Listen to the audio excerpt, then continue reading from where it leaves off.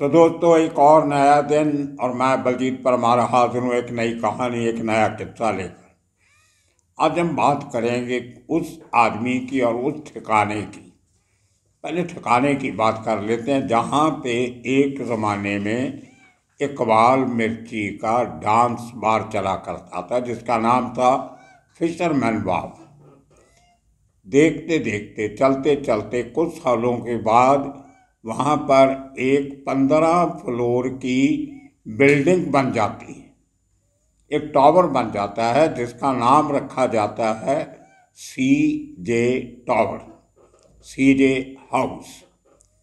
अब इकबाल मिर्ची का नाम तो आपने सुना होगा, वो करेंगे बात उसकी आगे चल के, लेकिन सी जे हाउस किस आदमी का है वो नाम भी बहुत बड़ा है। नेशनलिस्ट कांग्रेस पार्टी, शरद पवार जिसके लीडर हैं, प्रेसिडेंट हैं, उनका नंबर 2 का लीडर, 2 नंबर उनके बाद जो बड़ा लीडर, उसका नाम है प्रफुल्ल पटेल। ये सीजे हाउस उसी प्रफुल्ल पटेल की इमारत है। उसके टॉप फ्लोर के पेंट हाउस में वो रहता है और नीचे के जो 13 फ्लोर हैं वो किराए पे दिए हुए हैं, जहाँ कुछ फ्लोर पे अपना उसका ऑफिस भी है। और अब 2 दिन पहले इसी सीजे टावर के 4 फ्लोर्स को एनफोर्समेंट डायरेक्टोरेट ने एक्वायर कर लिया है। पहले इनको सीज किया गया था, उसके बाद जो कानूनी प्रक्रिया हुई उसमें एडजुडिकेशन अथॉरिटी ने, जो एक जुडिशियल बॉडी होती है कोर्ट की तरह, उसने ईडी के इस कदम को सही ठहराया और इस 15 फ्लोर में से 4 फ्लोर जो हैं वो ईडी ने अपने कब्जे में ले लिया है। अब वहाँ पे जो किराएदार हैं अभी उनसे खाली करवाया जा रहा है और वहीं 4 फ्लोर में अभी मुंबई के एनफोर्समेंट डायरेक्टोरेट का एक ऑफिस खुलेगा। है ना कमाल की बात। एक ज़माने में हिंदुस्तान के सिविल एविएशन मिनिस्टर रहे शरद पवार का दायां हाथ, जब लगता था कि ऐसे लोगों को कोई हाथ नहीं लगा सकता, और देखते देखते देखिए क्या से क्या हो गया। अब उसी आदमी के घर में एनफोर्समेंट डायरेक्टोरेट का ऑफिस खोलने जा रहा है। उसके जो एक डिवीज़न है जिसके एक स्पेशल डायरेक्टर इंचार्ज होते हैं, वो कुछ दिनों के बाद उसी ऑफिस में बैठा करेंगे और पूरी मुंबई में जो रेड्स होंगी, कुछ होगा, वो सब सीजे हाउस से होगा। आज तक आपने जो तस्वीरें ईडी की देखते थे बैलेट पियर ऑफिस में, मुंबई का एक एरिया है बैलेट पियर, फोर्ट एरिया में गिना जाता है, समुद्र के किनारे, वहाँ पे सब लोगों की भीड़ लगती थी जब मीडिया की, दूसरे लोगों की, जब किसी बड़े आदमी को ईडी पकड़ के लाता था। अब उसी किस्म की भीड़, उसी किस्म का मीडिया, वो सभी कैमरा वो अब सीजे हाउस पे फोकस किया करेंगे। क्या तकदीर का खेल है। जिनकी तरफ कभी किसी की उंगली उठाने की हिम्मत नहीं थी, आज के बाद उनके घर की तस्वीरें हर उस केस के साथ नश्र होंगी जो केस ईडी आने वाले ज़माने में बनाएंगे। अब देखिए, बड़ी अजीब कहानी है कि ये सब हुआ कैसे। और यहाँ पे ये भी आपको बता दें बाकी कहानी बताने के पहले कि इसी बिल्डिंग के 2 फ्लोर, तीसरा और चौथा फ्लोर, जिनकी टोटल जो बिल्डअप एरिया है वो 7,500 स्क्वायर फीट के करीब है हर फ्लोर का। 2 फ्लोर उसके ऑलरेडी ईडी ने पहले से ही कब्जे में लिए हुए हैं। अब ये 2 फ्लोर थे इकबाल मिर्ची की बीवी और उसके 2 बच्चों के नाम पे। अब ये सब हुआ कैसे, ये बड़ा तरतीब से सुनना पड़ेगा। बड़े केसों में, इससे जो छोटे केस भी हुए उनमें लोगों की गिरफ्तारियां हुई और कई लोगों की लंबे समय पे बेल नहीं हुई। इस केस में भी बहुत से लोगों की गिरफ्तारियां हुई हैं, लेकिन प्रफुल्ल पटेल बाल बाल बचते रहे, शायद इसलिए कि उनका जो कागजी कार्रवाई थी, जो रिकॉर्ड बना के रखा था पूरी प्रॉपर्टी का, वो कुछ तरीके से बनाया होगा। वैसे भी बड़े लोगों तक कानून के हाथ तो पहुंच जाते हैं, लेकिन हथकड़ी नहीं पहुंचती। ये भी एक बड़ा इशू है अपने आप में। अब देखिए, 1965 में कहा जाता है कि ये प्रॉपर्टी जहाँ पे आज सीजे हाउस बना हुआ है, ये महाराजा ऑफ ग्वालियर की प्रॉपर्टी थी। वर्ली नाका बहुत पॉश एरिया गिना जाता है। वर्ली नाका से जो सड़क Annie Besant road Haji Ali और साउथ मुंबई की तरफ जाती है, गेटवे ऑफ इंडिया की तरफ, समुंदर की तरफ, मेरिन ड्राइव की तरफ, वहाँ से जब वर्ली नाका से तकरीबन 200-300 गज पे राइट साइड में एक उदासीन मंदिर आता है या अखाड़ा आता है। उसकी बैक साइड पे एक बहुत बड़ा खाली जगह हुआ करती थी एक ज़माने में, जिसमें एक स्ट्रक्चर भी था छोटा सा, और वो पूरी प्रॉपर्टी ग्वालियर के महाराजा के नाम थी।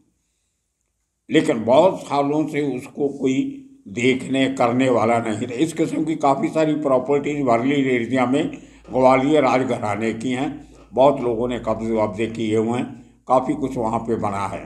बिल्डिंग के नाम भी एक ग्वालियर हाउस है, एक दरिया महल है, काफ़ी प्रॉपर्टी उस एरिया में थी। और वो एरिया शुरू से नोटोरियस रहा है, वो भी आपको बताएंगे क्यों रहा है। उस प्रॉपर्टी में, जो ग्वालियर के राजा की प्रॉपर्टी थी, कागजों के मुताबिक वो प्रॉपर्टी डिस्प्यूट में चलेगी। वहाँ पे एक मोहम्मद नाम के आदमी ने अपना मालिक बताना शुरू कर दिया, और उस गली में छोटी सी वो जो उदासियों का जो अखाड़ा है, उससे एक छोटी सी रोड, जैसे एक किस्म की प्राइवेट रोड जो होती है, वो समुंदर की तरफ जाती है। और समुंदर से लग के समुंदर के तट पे ये प्लॉट है, बड़ा प्लॉट। उसमें गुरु कृपा नाम का एक रेस्टोरेंट हुआ करता था, जो ये मोहम्मद नाम का शख्स चलाता था। 1980 के करीब, 79-80 के करीब, मोहम्मद के साथ मिलके इकबाल मिर्ची ने बहुत बड़ा नाइट स्पॉट खोला, जिसका नाम रखा फिशरमैन वाफ। अब फिशरमैन, वो जो उसके साथ लगता जो एरिया है, वो फिशरमैन का एरिया है। बहुत मछली पकड़ने वाले लोग वहाँ पे रहते हैं, शायद इसलिए उसका नाम फिशरमैन वाफ रख दिया। वाफ होती है छोटी सी, जहाँ पे किश्तियाँ विश्तियाँ आके खड़ी होती हैं, बोट्स खड़ी होती हैं, तो उसके लिए उसका नाम फिशरमैन वाफ। और उस ज़माने में मुंबई के जो 3-4 बड़े नाइट स्पॉट थे, डांस हाउसेस थे, जो जहाँ पे बार डांस हुआ, जिसको बार डांस फ्लोर भी आप कहते हैं, वो बड़े में से एक फिशरमैन वाफ था। एक तरीके से कहे तो शायद सबसे बड़ा भी था, क्योंकि जो दूसरी बार्स आई हैं, दीपा बार जिसका जिक्र हमने कुछ दिन पहले किया था, वो या इसके साथ की एक वर्ली में उसी लाइन पे थोड़ा आगे जाके कार्निवल बार हुआ करती थी। इसी तरह की और सैकड़ों बार मुंबई में चलती थी, लेकिन इनका नज़ारा ही कुछ अलग था। उस बार का जो मैनेजर था और जो उसने अपना ऑफिस बनाया था, वो नीचे एक, जिसको हम बेसमेंट कह सकते हैं, एक बंकर बनाया हुआ था अंडरग्राउंड। उस सीढ़ियाँ उतर के वहाँ जाके वो इकबाल मिर्ची का वो साला था शायद रिश्तेदारी में, वो बैठ के वहाँ से वो पूरा धंधा संभालता था। किसी कारण से ये केस कोर्ट में चला जाता है। पहले ग्वालियर परिवार का नाम से कोर्ट में गया केस, उसके बाद इकबाल मिर्ची और मोहम्मद को झगड़े को लेके कोर्ट में गया। उसी दौरान बीच में एक मिलेनियम कंपनी करके उसमें दाखिल होती। उस कंपनी के जो मालिक हैं वो ये श्री प्रफुल्ल पटेल जी और उनकी पत्नी और उनकी फैमिली है। कंस्ट्रक्शन कंपनी है। तो ये कागजात बनते हैं, वो लंबी चौड़ी कहानी है, डिटेल में जाएंगे तो कई दिन लग जाएंगे किस्सा सुनाने में। अल्टीमेटली फिशरमैन वाफ इतने ज़ोर शोर से चलती है कि बाकी सबका जो स्तर था, जो कमाई थी, वो कम होने लगी। दूसरी जो पुलिस की सख्तियाँ बढ़ने लगी, अंडरवर्ल्ड के ऊपर शिकंजा कसने लगा। और उसी चक्कर में जो दूसरी बड़ी डांस बार थी, सीजर पैलेस, बांद्रा खार के जंक्शन पे, ढोलकिया ब्रदर्स की, उनके मर्डर होने लगे, 2 भाई मारे गए। और वो आकर में वो बार बिकनी पड़ी, उनको बेचनी पड़ी भाइयों को, जो एक भाई बचा। उसी दौरान इकबाल मिर्ची ने 92 में जब हिंदुस्तान छोड़ा, तब तक बहुत बड़ा आदमी बन गया था। वो इंटरनेशनल नार्को स्मगलर डिक्लेयर हो गया था, नार्को टेररिस्ट डिक्लेयर हो गया। लंदन में जाके उसने सबर्बन लंदन में एक बहुत बड़ी राइस पॉलिशिंग मिल खोल ली, बहुत बड़ा बंगला खरीदा, गाड़ियाँ, नौकर चाकर। लेकिन इस प्रॉपर्टी को उसने बेच दिया। मोहम्मद से प्रॉपर्टी इकबाल मिर्ची के ने अपनी पत्नी हजरा और उसके 2 जो बेटे हैं उनके नाम पे करके वो 92 में देश छोड़ के चला जाता। उसके बाद भी कुछ नहीं होता। ये प्रॉपर्टी एक नए समझौते के नीचे प्रफुल्ल पटेल और उसकी कंपनी इसको डेवलप करते हैं, सीजे हाउस के नाम से। जैसे मैंने कहा, 15 फ्लोर की बिल्डिंग बन के रेडी हो जाती है।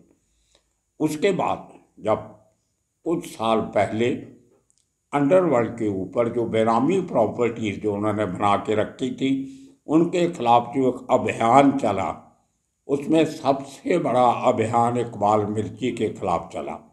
उसी रोड पे इस प्रॉपर्टी से लेके हाजी अली का जो कॉर्नर है, जहाँ पे इंडस बैंक वालों का हेडक्वार्टर है, वहाँ तक 4 प्रॉपर्टीज इकबाल मिर्ची की थी। उनकी टोटल कीमत बताई जाती है 768 करोड़, समझो 470 करोड़ के करीब। वो सब प्रॉपर्टीज भी मनी लॉन्ड्रिंग एक्ट के नीचे ईडी ने, और जो सफेमा करके एक एक्ट है जो स्मगलिंग से की हुई कमाई को सीज करता है और बेचता है, ये दोनों एक्ट लगा के, फेरा violation, foreign exchange regulation rules, उनको लेके वो चारों प्रॉपर्टीज नीलाम कर दी जाती। ये पूरा पैसा तो नहीं मिलता, लेकिन काफ़ी सारा पैसा सरकार ने रिकवर किया। लेकिन ये प्रॉपर्टी फिर लिटिगेशन में चली जाती है, इसके सवाल जवाब होते हैं। पिछले साल 2019 में पहली बार प्रफुल्ल पटेल को बुलाया गया ईडी से ये सब जवाब देने के लिए, क्योंकि उसी बिल्डिंग में जो बनी थी उसमें जो इकबाल मिर्ची की पत्नी और उसके बच्चों का हक था, उसके इवज में तीसरा और चौथा फ्लोर सीजे हाउस का उस फैमिली को दिया गया। बाकी के जो 11 फ्लोर थे वो प्रफुल्ल पटेल और उसके परिवार के साथ रहे। उसको लेके जो खींचातानी चलती रही, करते करते प्रफुल्ल पटेल ने डिनाई किया कि मेरा इन इकबाल मिर्ची से कोई लेना देना नहीं है, मैंने तो लीगली ये प्रॉपर्टी एक्वायर की है, उसको डेवलप किया है।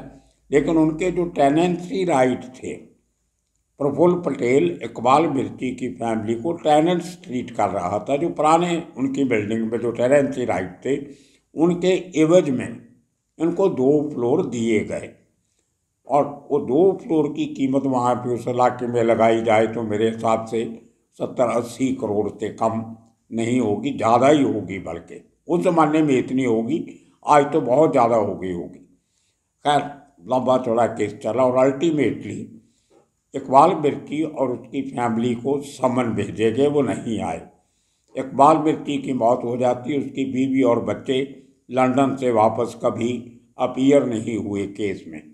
उनको प्रोक्लेम्ड ऑफेंडर डिक्लेयर किया गया और उनकी सारी प्रॉपर्टीज जब्त कर ली गई।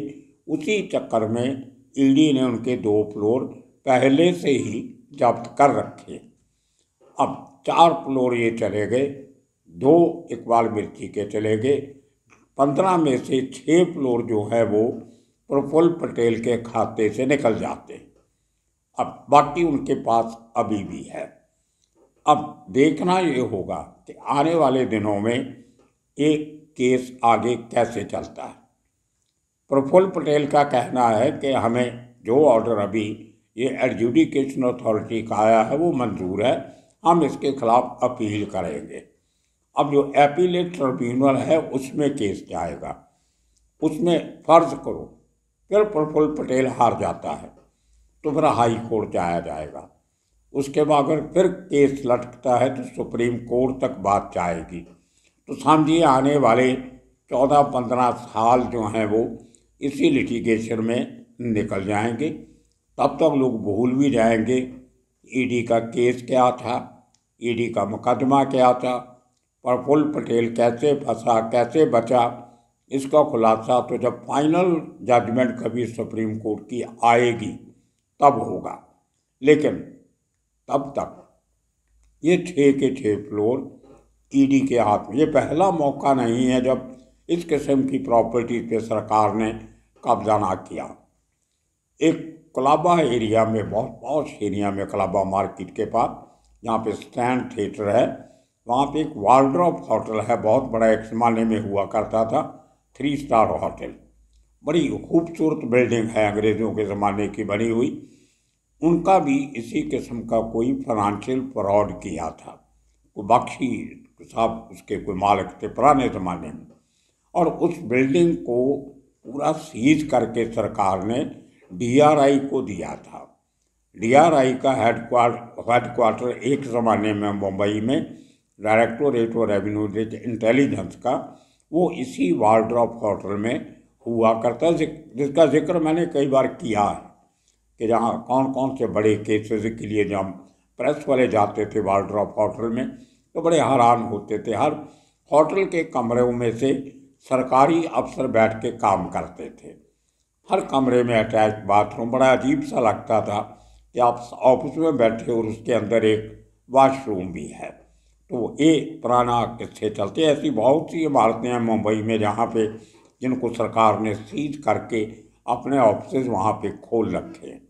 तो अब इस किस्म का एक नया ऑफिस इसी प्रफुल्ल पटेल के घर के अंदर खुल जाएगा, एनफोर्समेंट डायरेक्टोरेट का। मैंने जो बात की थी वो एरिया इसी किस्म का है। उसके पहले भी इस बिल्डिंग के बिल्कुल साथ वाली बिल्डिंग पूनम चैम्बर्स, वो एक ज़माने के पुराने जो बहुत बड़ा गोल्ड का स्मगलर था पूनम भाई शाह, उसने वो डेवलप किया था।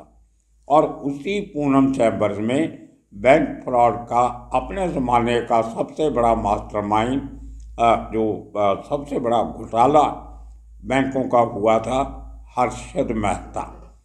हर्षद मेहता बैंक फ्रॉड, जो सिक्योरिटी एक्सचेंज का जो फ्रॉड हुआ था, स्टॉक एक्सचेंज का, साथ में बैंकों को भी बहुत चूना लगा था, वो हर्षद मेहता उसी पूनम चैम्बर में रहता था। तो वो एरिया थोड़ा सा ऐसा ही है, समुद्र का किनारा था, राजा महाराजाओं की ज़मीन थी, देखने वाला कोई नहीं था।